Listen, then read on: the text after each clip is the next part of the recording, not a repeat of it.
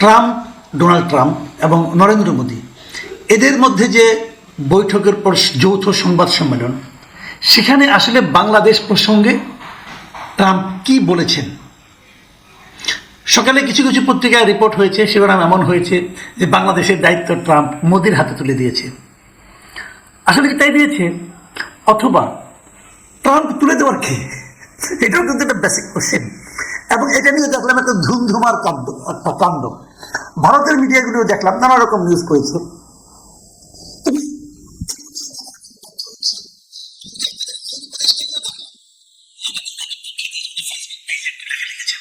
এবং সেখানে উনি বলেছেন যে এই হেডলাইনগুলো মিসলিডিং ছিল, ঠিক মতো অনুবাদ তারা করতে পারেনি, অথবা তারা ইচ্ছে করেই ভুল করেছে, এই ধরনের নানা রকম কথাবার্তা ছিল।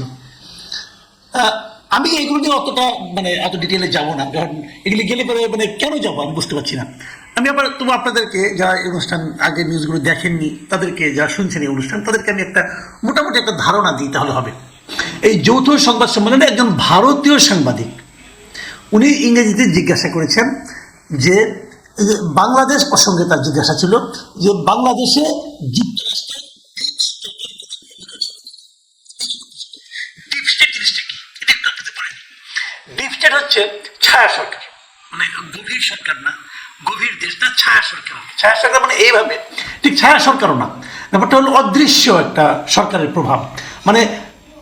যুক্তরাষ্ট্র বাংলাদেশের এই যে পট পরিবর্তন, এই পট পরিবর্তনে যুক্তরাষ্ট্রের সরাসরি রাষ্ট্রীয় কোনো ভূমিকা না থাকলেও যুক্তরাষ্ট্রের কিছু কর্মকর্তা, সরকারি গোয়েন্দা সংস্থার কিছু কর্মকর্তা, অথবা বেসরকারি কোনো ব্যবসায়ী যিনি অর্থলগ্নি করতে পারেন এমন কোনো ব্যক্তিবর্গ, তারা এই পট পরিবর্তনে কোনো ভূমিকা রেখেছে কিনা। এই যে লোকগুলি বললাম আমি, সরকারি বেসরকারি পাওয়ারফুল বিভিন্ন ব্যক্তি, তারা আনুষ্ঠানিকভাবে না, অনানুষ্ঠানিকভাবে কোনো ভূমিকা রাখা, এইটাই হলো ডিপ স্টেট।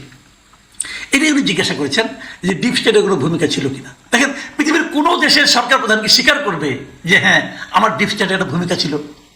করবে না। তো প্রশ্ন করার জন্য করা। এখন এই প্রশ্নে কিন্তু নরেন্দ্র মোদী কি হয়েছেন আমি জানি না, ডোনাল্ড ট্রাম্পের তো খুশি হওয়ার কোনো কারণ নাই, এবং ওনার জবাব তো সবাই জানেন। উনি বলবেন না আমাদের ডিপ স্টেটের কোনো ভূমিকা ছিল না, এবং উনি তাই বলেছেন যে আমাদের ডিপ স্টেটের কোনো ভূমিকা ছিল না। এবং এক পর্যায়ে উনি কি বলেছেন সেটা আমি আপনাদেরকে একটু বলি। উনি বলেছেন যে সেখানে আমাদের ডিপ স্টেটের কোনো ভূমিকা, ইংরেজি বলেছেন, আমি বাংলায় আমার মতো করে অনুবাদ করে বলছি আপনাকে, যে সেখানে আমাদের ডিপ স্টেটের কোনো ভূমিকা ছিল না।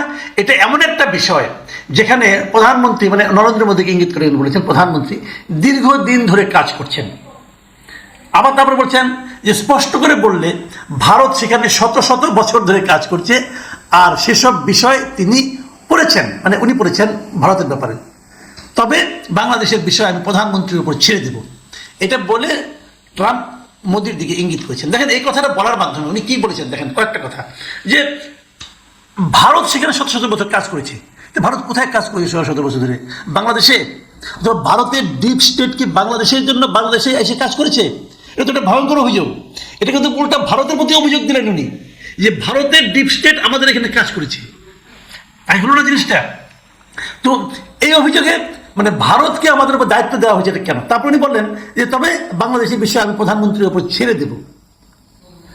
এই প্রসঙ্গে এই আলোচনার ব্যাপারটা উনি প্রধানমন্ত্রীর উপর নরেন্দ্র মোদীর উপর ছেড়ে দিচ্ছেন, নাকি পুরো বাংলাদেশ ইস্যুটাকে উনি নরেন্দ্র মোদীর উপর ছেড়ে দিচ্ছেন, এটা নিয়ে কিন্তু একটু দ্বিধা থাকতেই পারে।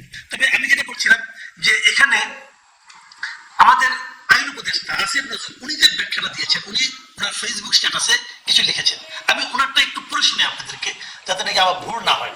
উনি বলেছেন যে উনি লিখেছেন যে ট্রাম্পকে ইন্ডিয়ান সাংবাদিক যে প্রশ্নটা করেছিল তার সামারি হলো বাইডেন প্রশাসনের সময় বাংলাদেশে রেজিম চেঞ্জ হাসিনার পতন ইস্যুতে আমেরিকার ডিপ স্টেটের ভূমিকা আছে, এই ব্যাপারে আপনার মন্তব্য কি?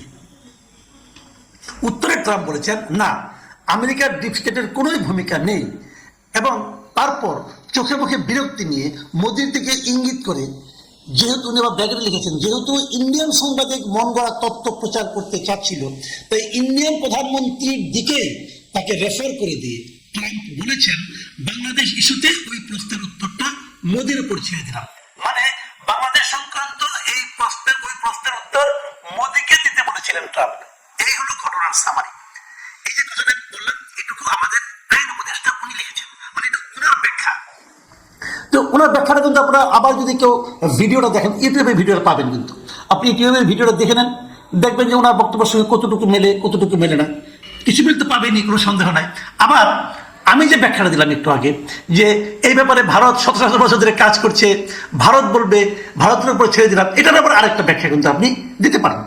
আবার এই প্রেস কনফারেন্সের পরে, আমি প্রেস কনফারেন্সের চরিত্র নিয়ে একটু পরে আলাপ করবো। প্রেস কনফারেন্সের পরে ভারতের যিনি পররাষ্ট্র সচিব, তিনিও কিন্তু একটা সাংবাদিকদের কিছু কথা বলেছেন। সেখানে উনি কি বলেছেন সেটা আপনাদের একটু আমি বলি। সেখানে এই বিদেশ সচিব উনি বলেছেন যে দুই নেতার মধ্যে এই বিষয়ে আলোচনা হয়েছে, সেটা আপনাদের জানাই। বাংলাদেশের সাম্প্রতিক পরিস্থিতি নিয়ে প্রধানমন্ত্রী মোদী তার উদ্বেগ প্রকাশ করেছেন এবং সে দেশের পরিস্থিতি ভারত কিভাবে দেখছে সে কথাও জানানো হয় তাকে। ভারত আশা করছে বাংলাদেশের পরিস্থিতি এমন একটা দিকে এগোবে যে যাতে উভয় দেশের মধ্যে গঠনমূলক ও স্থিতিশীল সম্পর্ক গড়ে ওঠে, কিন্তু সেখানকার পরিস্থিতি নিয়ে চিন্তা রয়েছে এবং প্রধানমন্ত্রী মোদী সেই উদ্বেগের কথা ট্রাম্পের সঙ্গে আলোচনায় তুলে ধরেছেন। এই যে কথাটা আমি পড়ে শোনালাম, এটা কিন্তু ভারতের একটা পত্রিকা থেকে পড়ে শোনালাম, এবিপি আনন্দ থেকে। তো এখন ভারত বাংলাদেশ নিয়ে কিন্তু উদ্বিগ্ন, এই কথাটা মোদী সেখানে প্রকাশ করেছেন বলে এই মানে আপনার এই পত্রিকা জানালো। এই হলো পুরো ঘটনা। এখন এই ঘটনার প্রেক্ষিতে আমি দিয়ে একটা কথা বলি আপনাদেরকে। এক নম্বর কথা হলো, আপনি যদি ইউটিউবে পুরো অনুষ্ঠানটা দেখেন, ইউটিউবে অনেকগুলি পাবেন, ছোটো ছোটো ক্লিপ পাবেন। আমি বলবো আপনাদেরকে যে যদি আপনাদের সময় থাকে পুরো ইন্টারভিউটা দেখে নেন, আপনি ইউটিউবে দেখবেন। ইউটিউবে দেখলে আপনি দেখবেন যে সংবাদ সম্মেলনের ক্যারেক্টারটা কী ছিল আসলে। আমার কাছে মনে হয়েছে এই সংবাদ সম্মেলনটা খুব একটা স্বতঃস্ফূর্ত এবং আনন্দঘন পরিবেশে হয় নাই। এক নম্বর দেখবেন দুইজন বসে আছে পাশাপাশি এবং বসার ভঙ্গিতে যে খুব একটা আনুষ্ঠানিকতা এরকম আমি দেখিনি। আর সাংবাদিক বসেছিল ফ্লোরে, সাংবাদিকদের বসার কোনো ব্যবস্থা কিন্তু এখানে ছিল না। আমি কাছে খুব অবাক লাগছে, এই যুক্তরাষ্ট্রে অনুষ্ঠিত একটা সংবাদ সম্মেলন, সেখানে সব সাংবাদিকরা মাটিতে বসে কেন, মানে ফ্লোরে বসে কেন। আবার আরেকটা জিনিস আমি দেখেছি, একটা প্রশ্ন করার জন্য হুড়োহুড়ি ভাব। যুক্তরাষ্ট্রে এই ধরনের আমি কখনো সংবাদ সম্মেলন দেখিনি যে প্রশ্ন করার জন্য একজন একজনকে ওভারল্যাপিং করে কথা বলছেন, একসঙ্গে 4-5 জন প্রশ্ন করছেন, তারপরে একজন কথা যার গলার স্বর জোরে হচ্ছে তিনি কথা বলতে পারছেন, অন্যরা পাচ্ছেন। এই ধরনের দৃশ্য আমি কখনো দেখিনি। এখানে দেখলাম মনে হলো যেন ভারতে অথবা বাংলাদেশে অথবা আমাদের এই সাবকন্টিনেন্টের কোনো একটা আমি মানে সংবাদ সম্মেলন দেখছি। আবার আরেকটা জিনিস দেখলাম, এটাতে খুব প্রিপেয়ার্ড ছিল না। তা মনে হলো কিভাবে, আমি দেখলাম যে পেছনে দুজন ট্রান্সলেটর ছিল, মানে অনুবাদক, তারা অনুবাদ করে দিচ্ছি। ভারতীয় সাংবাদিক ইংরেজিতে বলছে, ওটাও দেখলাম অনুবাদ করে দিচ্ছে ট্রাম্পকে, মানে উনি কি ভারতের ইংরেজি বোঝেন না আমি জানি না কি হলো। আবার হিন্দিতে একজন অনুবাদ করছে। তো সব মিলিয়ে সংবাদ সম্মেলনটাই আমার কাছে আপ্লুত মাত মনে হয় না। এত বড় দুজন নেতা, সারা দুনিয়ায় যারা নাকি গণতন্ত্রের প্রতিভা হিসেবে পরিচিত, তাদের মতো লোক বসে সংবাদ সম্মেলন করছেন, কিন্তু এরকম আগুছালো কেন আমার কাছে আমি বুঝতে পারি না।